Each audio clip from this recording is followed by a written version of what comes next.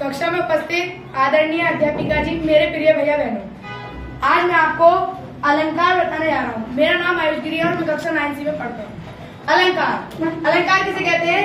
साहित्य में शब्द और अर्थ के माध्यम से काव्य में चमत्कार उत्पन्न होते हैं। इसे क्या कहते हैं? अलंकार कहते हैं। यानी कि कह सकते हैं कि काव्य की शोभा बढ़ाने वाले तत्वों को अलंकार कहा जाता है। सौंदर्य वृद्धि होती है अलंकार के कारण। और अलंकार शब्द जो है वो अलंक प्लस कार, दो शब्दों के प्रयोग से बना है, जिसमें अलंक का अर्थ है भूषण तथा कार का अर्थ है करने वाला, अर्थात जो अलंकृत करता हो, यानी कि जो अलंकृत करे वो अलंकार कहलाता है। ठीक है, जैसे कि स्त्री की शोभा उसके आभूषणों द्वारा होती है, ऐसी जो है काव्य की शोभा किसके द्वारा होती है? अलंकार के द्वारा होती है।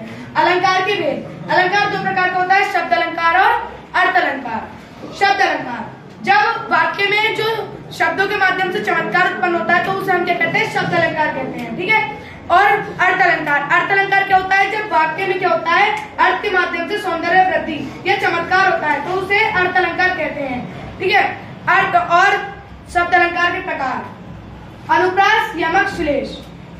शब्द अलंकार तीन प्रकार के होते हैं, अनुप्रास, यमक और श्लेष। अनुप्रास अलंकार किसे कहते हैं? अनुप्रास अलंकार कहते हैं वह रचना जिसमें समवर्णों की आवृत्ति होती है।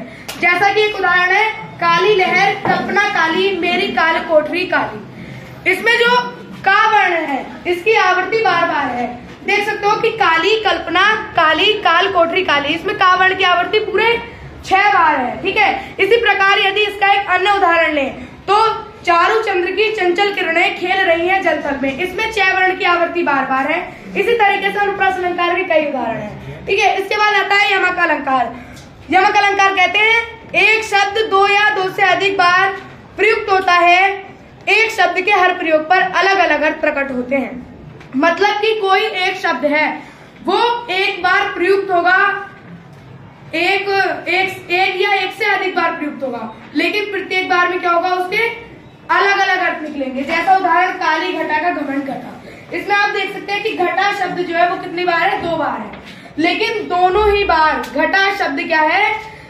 भिन्न भिन्न अर्थ प्रकट करता है। काली घटा क्या होती है? बादलों की काली जो घटा होती है ये उसके लिए प्रयुक्त हुआ है तथा घमंड घटा मतलब कम कर देना, यानी कि यहाँ पर कहा गया है कि काली घटा, बादलों की काली जो घटा है उसका घमंड क्या कर? कम कर। ठीक है, इसके बाद आता है श्लेष अलंकार। श्लेष अलंकार क्या होता है? शब्द एक अर्थ ले चुके हो, यानी कि कह सकते हैं श्लेष अलंकार में कोई एक शब्द एक बार प्रयुक्त होकर अनेक अर्थ प्रकट करता है, उसे श्लेष अलंकार कहते हैं।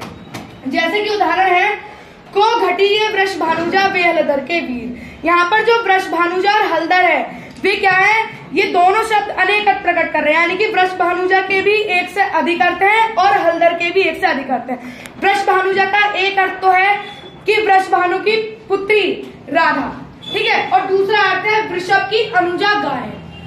ठीक है, और इसके बाद आता है हलधर कृष्ण के छोटे भाई कृष्ण के लिए उपयोग किया जाता है, तथा हलधर जो है वो बैल के भाई बैल के लिए प्रयोग किया जाता है। इसी प्रकार हम श्लेष अलंकार का अगर एक अन्य उदाहरण देखें तो रहीमन पानी राखिए, बिन पानी सब सून, पानी गए न उबरे मोती मानस चून।